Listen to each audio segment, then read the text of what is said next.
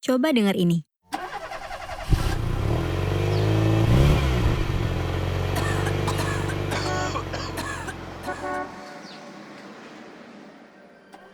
Relate nggak nih sama kamu yang tinggal di kota-kota besar di Indonesia macam Jakarta, Bandung, Yogyakarta, Surabaya, ya banyak deh. Suaranya khas banget ya. Yang kebayang sama aku nih ya Cornel ya, itu tuh satu, macet. Yang kedua, asap kendaraan bermotor. Gerah, terus sumpek, dan nggak cuma bikin pakaian jadi bawa apek aja nih kalau pas nyampe tempat tujuan gitu, tapi juga berbahaya buat kesehatan ternyata. Nah, tapi sebenarnya kan Kak Acil, kita sebagai warga negara berhak atas lingkungan hidup yang baik dan sehat. Itu jelas tercantum dalam Undang-Undang Dasar 1945, Pasal 28H ayat 1 kok. Gila ya, sampai hafal nih aku. Bener sih, tapi Cornel nih ya, kita tuh part of the traffic nggak sih sebenarnya? Kita kan juga ngasilin polusi kan? Ya, iya sih. Tapi kan itu terjadi karena nggak ada kebijakan yang bisa mendorong kita semua ini berubah ke arah sebaliknya. Wait, kebijakan ya? Ada sih sebenarnya ya, banyak banget. Dan yang paling baru ya, tahu nggak sih kalau misalnya kemarin itu tuh wakil rakyat tuh sempat menggodok RUU Energi Baru Energi Terbarukan alias RUU EBET, EBET gitu. Bercanda nih Kak Acil. RUU EBET itu malah bikin aktivis lingkungan BETE alias BT loh ya. Kata mereka, yang baru itu kan RUU-nya, energinya mah enggak. Gini loh Kak Acil, masalahnya menurutku ya itu ibarat langit dan bumi jauh banget. Marilah kita bahas aja nasib energi terbarukan antara cita-cita dan kenyataan. Nah, episode kali ini kita bakal menghadirkan Grita Anindarini, Deputi Direktur Bidang Program Indonesian Center for Environmental Law atau ICEL. Grita ini punya passion dan juga pengetahuan yang kuat dalam kebijakan energi dan lingkungan, khususnya energi terbarukan. Cocok nih buat menjawab kegelisahannya Cornel dan juga kita semua sih actually. Sains sekitar kita. Sains punya peran. Dan penjelasan tentang hampir setiap hal dalam hidup kita. Produksi KBR Dan The Conversation Indonesia. Sains sekitar kita. Saya Muhammad Syarif Acil. Dan saya Cornelia Wendelina. Kita berjumpa lagi di Sains Sekitar Kita season ketiga. Tadi Cornel udah ngebuka obrolan kita lewat perkara macet dan juga polusi yang jadi santapan sehari-hari ya. Tapi sebenarnya problem kualitas udara yang buruk tuh ternyata nggak cuman dihasilkan dan dirasain masyarakat kota aja nih Cornel. Setuju nih Kak, mungkin kendaraan bermotor di pedesaan nggak sebanyak Jakarta dan kota-kota besar ya. Bukan jaminan kualitas lingkungan di sana baik-baik aja. Aku mau langsung tunjuk aja deh, aktivitas tambang batu bara nih misalnya. Yep. Itu kan bukan di kota. Bener, kalau kita bicara si emas hitam alias batu bara ini nih, saya nggak ada lawan, alias nggak ada lawannya gitu kan. Jadi jejak kehancuran yang ditinggalkan di sepanjang siklus hidupnya bisa gampang banget kita temuin kalau pengen jeli gitu ya. Mulai dari saat dia ditambang, dicuci, ditransportasiin, sampai pada saat pembakarannya di pembangkit listrik tenaga uap atau PLTU. Kayak yang tadi kamu udah bilang nih, di lokasi penambangan tuh ada jejak kerusakan tanah, sumber air bersih, udara, dan juga dampak kesehatan, serta keamanan masyarakat yang tinggal di sekitar lokasi penambangan. Kalau misalnya nih ada yang pernah datang gitu ya ke daerah penghasil batu bara terbesar di Indonesia di Kalimantan tuh, ya udah nggak asing deh sama penampakan lubang tambang dan juga sungai yang udah tercemar banget. Itu bikin sedih sih actually.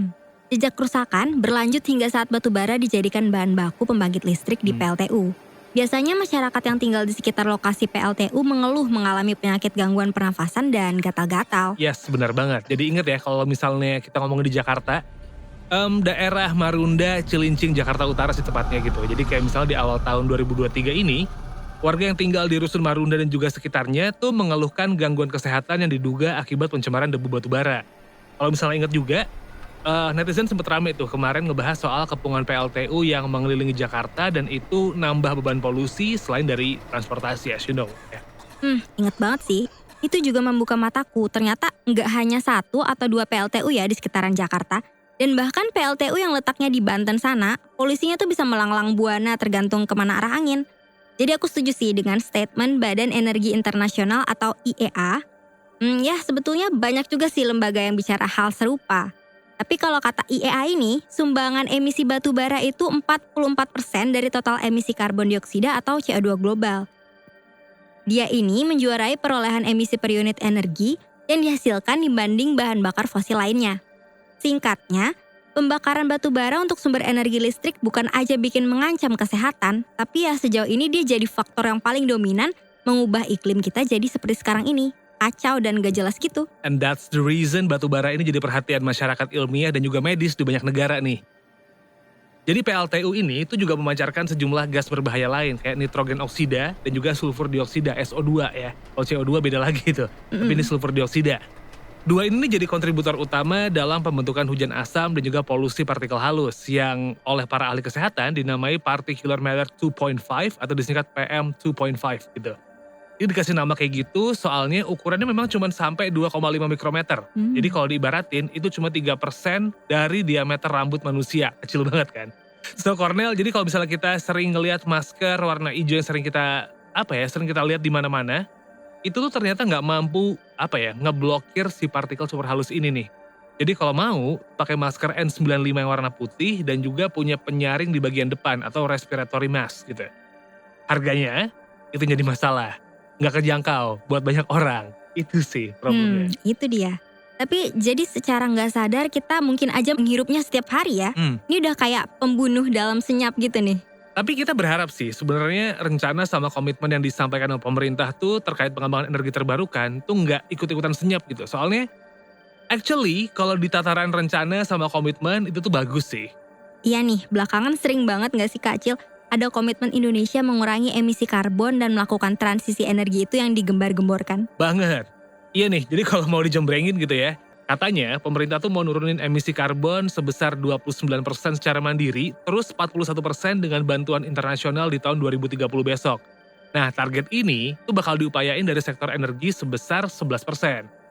Nah, ini nih ketuang dalam dokumen National Determined Contribution atau NDC di Paris Agreement kemarin. Lainnya nih Kak Acil adalah soal rencana pemerintah mencapai net zero emission atau NZE pada tahun 2060 nanti. Komitmen ini juga disampaikan loh di G20 tahun lalu ya di Bali. Wait, ada satu lagi Cornel, yaitu Rencana Usaha Penyediaan Tenaga Listrik atau RUPTL tahun 2021 sampai dengan 2030. Pemerintah di sini tuh punya cita-cita mencapai bauran energi baru terbarukan sebesar 23% pada 2025. Nah, sekarang waktunya kita dengerin nih pandangan dari Grita Anindarini. Dia tuh Deputi Direktur Bidang Program Indonesian Center for Environmental Law atau ICEL.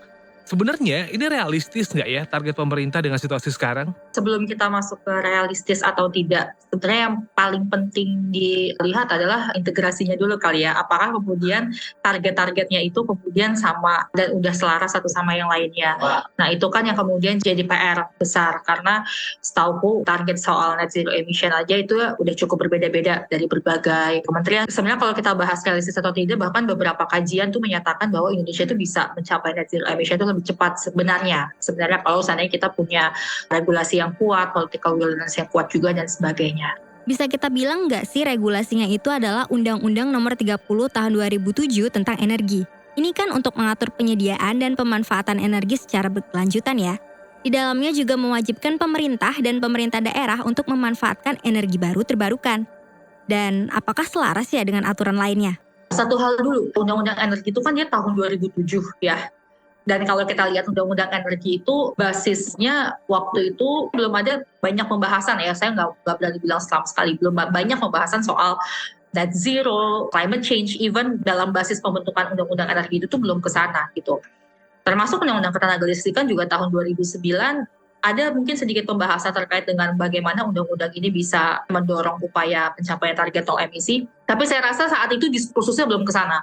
Jadi kalau seandainya dikatakan apakah undang-undang energi dan undang-undang ketenagalistrikan itu kemudian yang ada existing saat ini selaras gitu ya dengan upaya pencapaian net zero emission tadi, saya rasa perlu untuk direview kembali gitu. Karena saat itu pembentukannya belum ke sana. As far as I know, revisi undang-undang energi itu kan sedang dalam pembahasan ya. Kira-kira gimana ya itu ya? Itu yang buat saya menjadi penting gitu, karena undang-undang energi ini dia bisa berbicara tidak hanya terkait dengan energi terbarukan. Kalau undang-undang EBED kan dia bicara soal energi terbarukan, ya ada energi barunya gitu. Tapi undang-undang energi sebenarnya bisa mengatur soal batu bara juga, bisa mengatur soal migas at some point gitu ya. Meskipun kita juga punya undang-undang sendiri di sana. Tapi maksudnya transisi energi secara keseluruhan dari hulu sampai hilir, undang-undang energi itu punya peran itu sebenarnya. Dan saya rasa itu yang penting untuk dioptimalisasikan pembahasannya. Dan parlemen juga sedang on the way nih dengan RUU EBT nih. Hanya saja RUU ini banyak mendapat kritikan karena isinya mengulang UU nomor 30 tahun 2007 tentang energi dan UU nomor 30 tahun 2009 tentang kelistrikan. Yang ditambah cuma soal pengaturan harga energi baru dan terbarukan. Plus nih, di dalamnya masih memasukkan energi fosil sebagai sumbernya, meski katanya akan diolah dengan teknologi baru.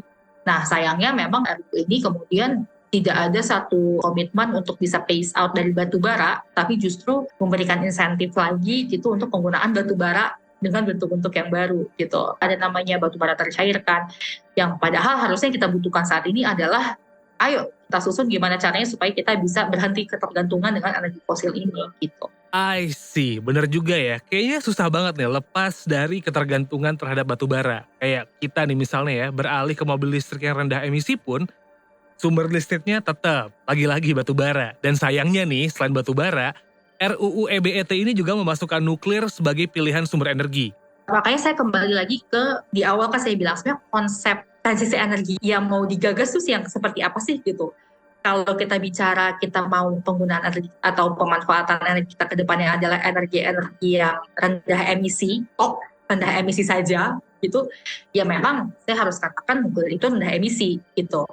Tapi kan banyak faktor lain yang perlu untuk dipertimbangkan. Masalah resiko lingkungan, kemudian konflik dengan masyarakat gitu, kemudian ada masalah finansialnya juga misalnya yang harus dipertimbangkan. Dan ketika kita bicara finansial, kita nggak hanya bicara keuangan atau dana yang dibutuhkan untuk membangun pembangkitnya gitu, tapi juga biaya-biaya maintenance-nya, kemudian biaya pengelolaan limbahnya, itu kan penting untuk kita perhatikan. Ini emang agak gimana gitu ya. Di saat negara-negara maju mulai meninggalkan PLTN dan pelan-pelan mengurangi batu bara, kita kenapa sebaliknya sih?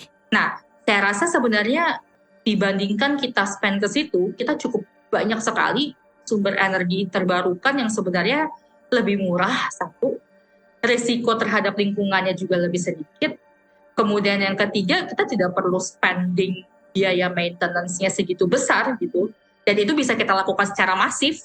Dan itu bisa kita lakukan dari dekat rumah kita sendiri atau bahkan di atap rumah kita dengan PLTS atap, kan kayak gitu. Jadi saya rasa sebenarnya kita harus fokus ke sumber-sumber energi yang seperti ini. PLTS atap misalnya, itu kan salah satu contoh yang benar-benar bisa dari tingkat residensial gitu, yang mudah untuk diakses sebenarnya gitu kan. Kalau konsep dia energi terbarukan itu kan sebenarnya adalah konsepnya itu harusnya dia desentralisasi energi ya. Jadi melihat sebenarnya apa sumber-sumber energi yang paling dekat dengan kita kan kayak gitu kira-kira. Kalau seandainya di situ ada sumber air yang cukup melimpah, bisa misalnya kita bangun mikrohidro misalnya kayak gitu, pembangkit tenaga air dan sebagainya. Itu kan sama jauh lebih visible dan jauh less risk dan less konflik juga kan sebenarnya. Exactly, that's the point. Kita ini kan kaya akan sumber energi baru, tapi masih aja ngandelin batu bara. Belum lagi nih, tahun ini diprediksi produksi batu bara itu bakal meningkat sampai 700 ton gitu. Nah, ini bikin aku banyak nanya, sebenarnya pemerintah tuh serius nggak ya? Yang sangat disayangkan sekali adalah kita bahkan belum memiliki rencana apapun untuk bisa phase out dari batu baranya. Kalau kita lihat sekarang kuota produksi batu bara bahkan sekarang naik dan sebagainya, itu kalau saya lihat, dan mungkin kita lihat juga dari RUU energi baru terbarukan yang sekarang sedang dibahas, bagaimana namanya energi baru tadi itu kan dia tidak hanya nuklir. Kalau saya bilang kan tadi nuklir, gasifikasi batu bara tercairkan itu kan sebenarnya juga bentuk-bentuk lain dari batu bara yang bahkan terus akan diberikan insentif ke depannya melalui RUU EBT ini. Dan insentif ini nggak hanya di RUU EBT, tapi insentifnya ada di Undang-Undang Mineral dan Batu Bara yang keluar tahun 2020 kemarin, bagaimana tetap diberikan royalti 0% gitu ya bagi siapapun atau pelaku usaha yang melakukan peningkatan nilai tambah atau hilirisasi kita menyebutnya.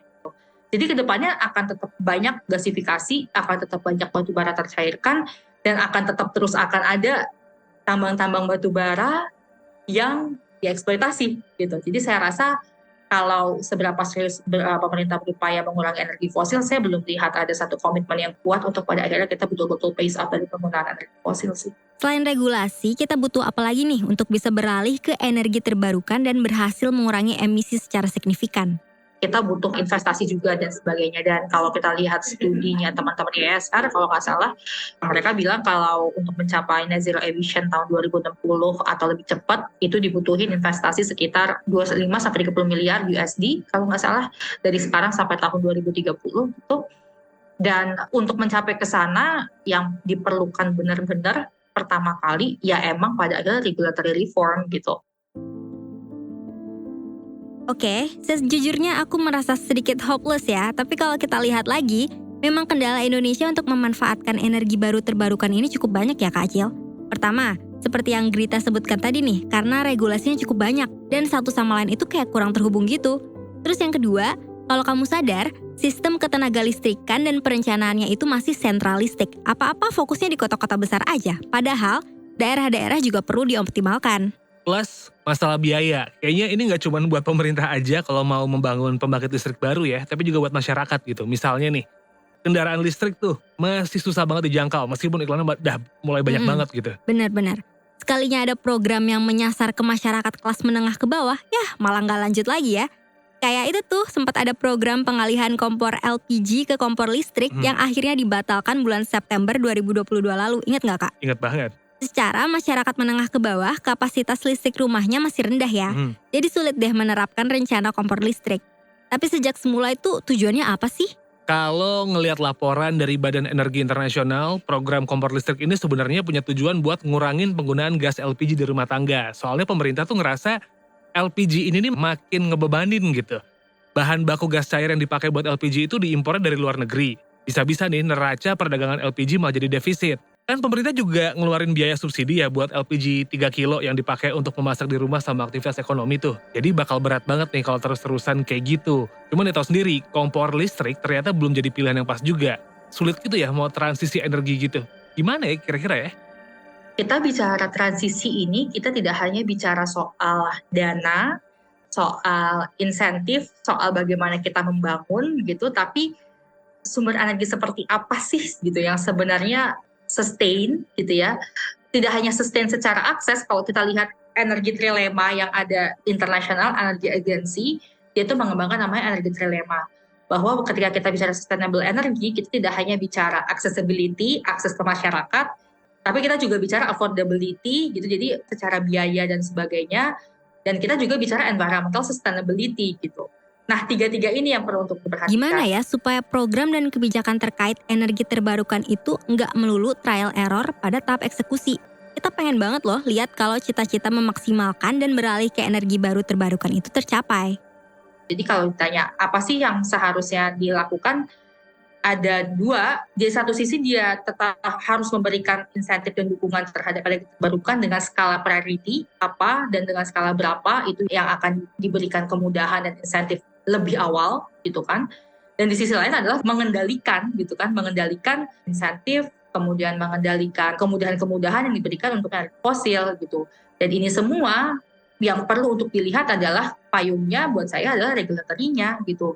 Apakah kemudian pemerintah buat saya seharusnya betul-betul mereview seluruh peraturan yang ada dan dilihat mana yang kemudian menghambat pengembangan energi terbarukan dan itu harus segera untuk direvisi dalam waktu dekat dan mana yang kemudian justru ada regulasi-regulasi baru yang kita belum punya yang harus didorong. Nah, satu lagi ketika kita bicara konsep regulasi, jangan lupa bahwa ya masyarakat memiliki peran yang sangat amat penting di sana. Bagaimana kemudian partisipasi masyarakat dalam konteks memberikan masukan, memberikan apalagi kalau kita lihat RUU EBT itu sebenarnya harusnya masyarakat ditetapkan sebagai konteks yang juga memiliki peran untuk bisa melakukan pengembangan energi terbarukan itu sendiri.